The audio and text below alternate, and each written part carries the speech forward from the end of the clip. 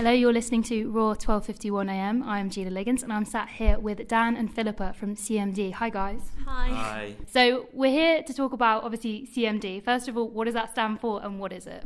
CMD stands for Classical and Modern Dance, and we are a society comprised pretty much completely of students, run by students, and we cater to students at the University of Warwick.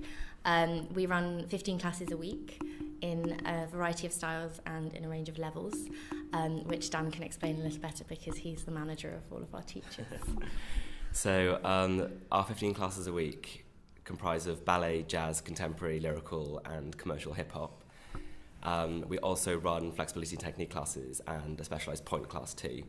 All of our classes are run by teachers and most of the styles vary from beginner, intermediate and advanced, making us also a very inclusive club, so there's something for everyone.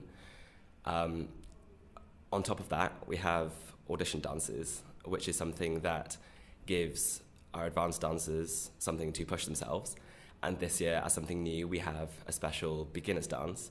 So for people who have never danced before, who have just started and want to push themselves a little bit, we have a few rehearsals a week where they learn new things and they get pushed as well. I mean, you have obviously a lot of different areas of dance which are working with there. Is there like one in particular that's really, really popular? Or do you find across the board it's quite popular? It kind of varies from year to year. So when we're both third years, when we were in our first year, jazz was the one that everyone was really into. Last year it was ballet. Our advanced ballet class had, I think, 40 people in it. And then 35 of them performed in our show, which was madness. And I don't even know what it is this year. Your class is probably the biggest, isn't it? Yeah. Commercial. So I teach commercial hip hop, and this year in the show it is the biggest dance of 28 people. No, so in the whole entire society, all things put together and the exec and everything, how many people do you actually have? Members. Yeah. I think we have about 170, around about maybe 180 at the moment. We usually tip the 200 mark by the middle of term 2. That's what we did last year. But yeah, I can't give you the exact figure, I'm afraid. No, but that is fantastic, isn't it? Society, though. No, very, very large society. But you guys obviously must perform quite a lot. Generally speaking, do you perform on campus, or is it more in Leamington, or is it whereabouts do you usually perform, so people know? Well, we have we do a term every show. We do a show every term. 2 of those are run and organised by the society, CMD, and then one is Warwick Taps Pizzazz. So this term we've got our 5th annual showcase, which is in the Warwick Arts Centre Theatre. It's on Monday. It starts at 7:30pm. Tickets can be bought from the Warwick Arts Centre website, and that's completely, I'd say about 80% is CMD material.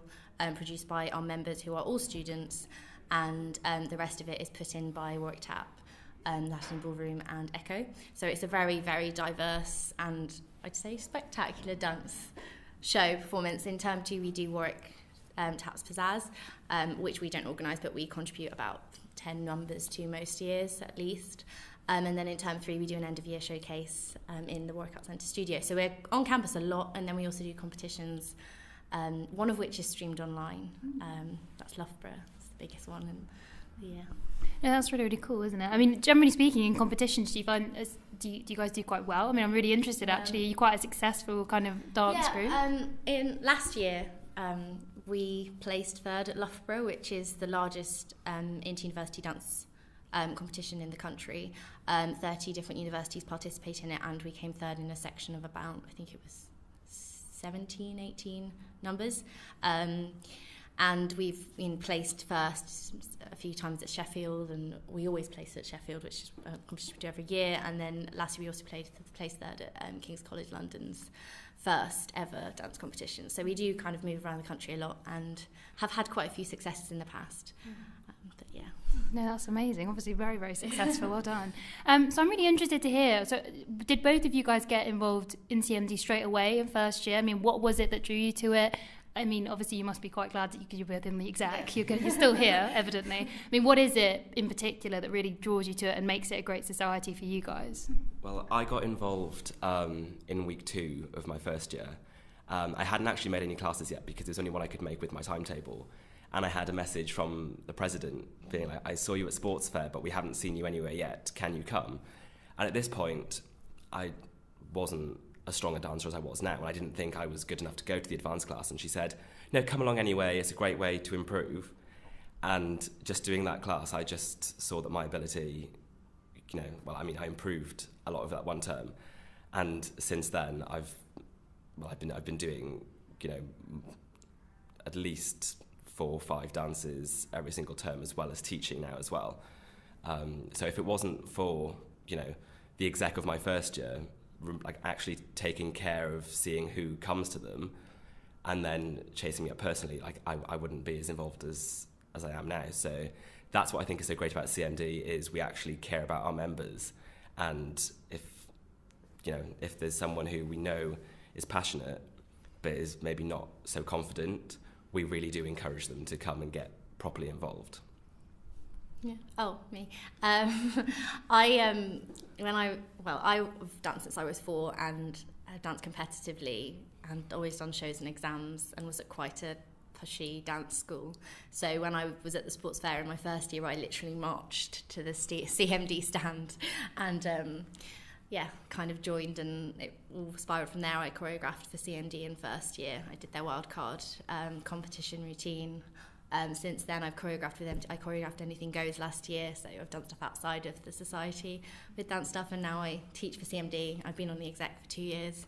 So yeah, it's great. It is a really great club. It's very inclusive, caters to everyone, and that's probably the best thing about it. Yeah, it's really great to hear such passion from both of you. That's really nice, actually. The other thing, obviously, so you teach, Dan, and I assume you both you said you choreograph, Philippa. Yeah. So the question is kind of, what's your process when it comes to choreography? Because honestly, for me, I wouldn't even know where to start. Like, it would stress me out like crazy. So what do you actually do when you're like, right, we're going to do a dance, where do you start? Where does it go from here? I mean, for me, it always begins with music. Yeah. And from music, you get kind of a feel of where you want the dance to go. And I'm the kind of person that sort of will improvise 6,000 times until I remember what I've done. And I often just do something, really like it, and then forget what I've just done, so I have to start again. I'm not a very methodical choreographer, but some people are very good. Do 16 counts and then I'm going to add on. Whereas with me, like Philippa was saying, I'm very methodical in my choreography. I will listen to a piece of music, and sometimes I might not have a clue where to start. But then there'll be just one part of the music where I think, oh, actually, that definitely does work there. And I start with just one move, see where that leads on. And if it works with the music, great, I keep it. If it doesn't, I just go back to the last place I knew that definitely worked and start again. And I keep going until then I have the full dance working on to the end. And then going back to the beginning, if it's a section in the middle, it's one of those things, once you've choreographed once, you do get a feel for what worked well, what didn't. And every time it gets slightly easier. And you develop a personal style as well. I think it's fair to say that all of our teachers and then people that choreograph, I've never actually taught a choreography based class. I've only ever done audition dances, and now I teach the flexibility and technique class, which is completely devoid of choreography.